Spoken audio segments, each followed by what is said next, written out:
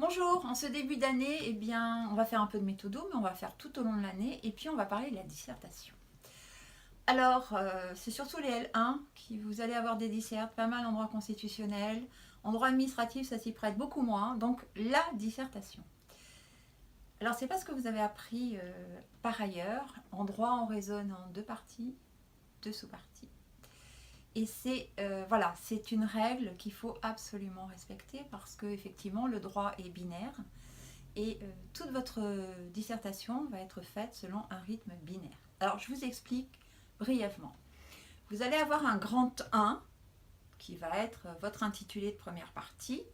Ce grand 1 va se décomposer en un grand A et un grand B.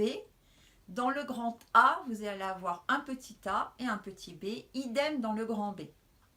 Ensuite, vous allez enchaîner sur une seconde partie avec un A' et un B', et à chaque fois deux sous-parties, et vous allez finir par le B', et on en parlera.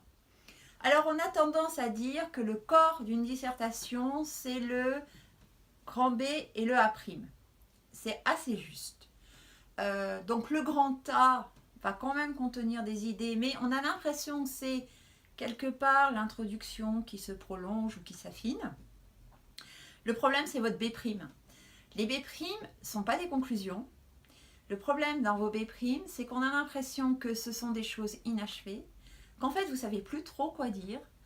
Donc ça ressemble à une sorte de conclusion, d'ouverture. On ne comprend pas toujours tout et ça peut vous nuire parce que ça laisse le correcteur dans une espèce d'insatisfaction intellectuelle.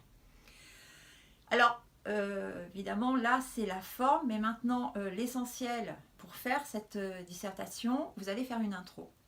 Alors, faire une intro en droit, ça veut dire quoi? Ça veut dire déjà avoir identifié les termes du sujet, savoir de quoi vous parlez. Alors, ce que je suis en train de vous dire, c'est peut-être bête, mais ça a un sens.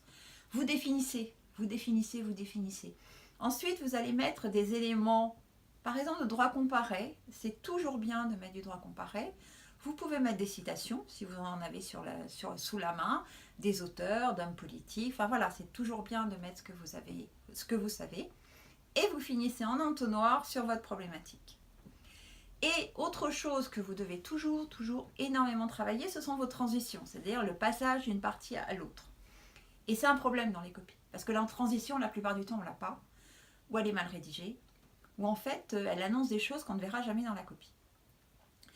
Gardez une chose en tête, c'est qu'à partir de votre problématique, votre dissertation, c'est un fil que l'on déroule, qui est logique, et les transitions doivent s'inscrire dans cette logique.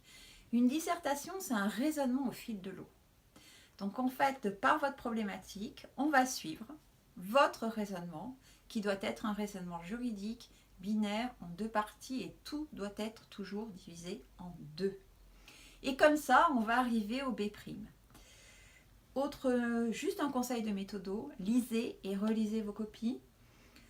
Je dirais que vous devez facilement passer une demi-heure à lire et à relire vos copies, corriger les fautes, corriger le français, ça vous évitera les mal dits, les quid, des choses comme ça.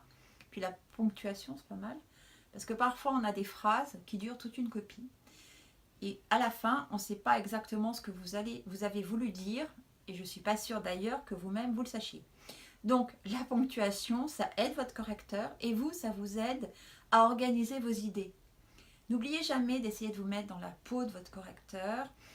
Il a une quantité astronomique de copies. Il ne peut pas prendre du temps pour s'investir dans chaque copie. Donc votre propos doit être clair, simple, argumenté, et moins il y a de fautes et mieux c'est.